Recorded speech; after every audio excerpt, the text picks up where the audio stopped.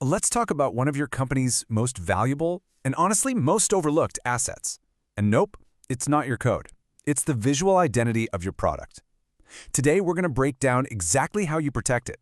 And this isn't just about a logo. We're talking about the entire look and feel that your customers actually connect with.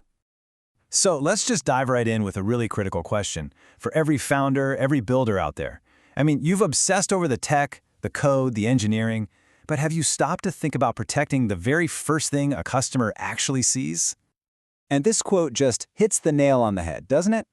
It's so easy to get caught up in the deep tech, the really complex stuff, and completely forget that the visual design, the part that feels so simple and intuitive to a user, is actually an incredibly powerful and really vulnerable asset.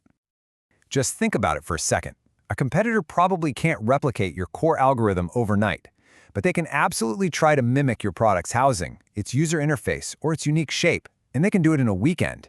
They're just looking for a shortcut to grab your customers, and your design is the most obvious path. So what do you do? How do you defend against that? Well, your defense starts by building a wall, and you build it layer by layer. Let's start with that first layer, protecting the very specific details of what you've actually created. This right here is your frontline defense. See, design protection has nothing to do with how your product works. It's all about how it looks. It basically gives you legal ownership over those specific visual features, that unique curve you engineered, the exact layout of the buttons, the silhouette that people start to recognize from across the room. And the benefits here are way more than just legal shields. They're actually strategic tools for growth. When your product is visually sticky, customers remember it. When you stop clones, you're protecting your market share. And, just having this protection in place signals to investors and partners that you're serious, that you're building a real, lasting brand. But of course, a product is more than just a collection of its parts, right? So now we need to add a second, much broader layer of protection. This is the one that guards the entire experience, that overall impression your product makes. So, if design protection is all about those specific details, trade dress is about the whole vibe. It's the tool that protects the complete visual package that people come to associate with your brand. Just think about any product you can recognize instantly, even if the logo is completely covered up. That right there, that's the power of strong trade dress. And what you're really protecting here at the end of the day is an emotional connection. Trade dress basically gives you ownership over the user experience itself.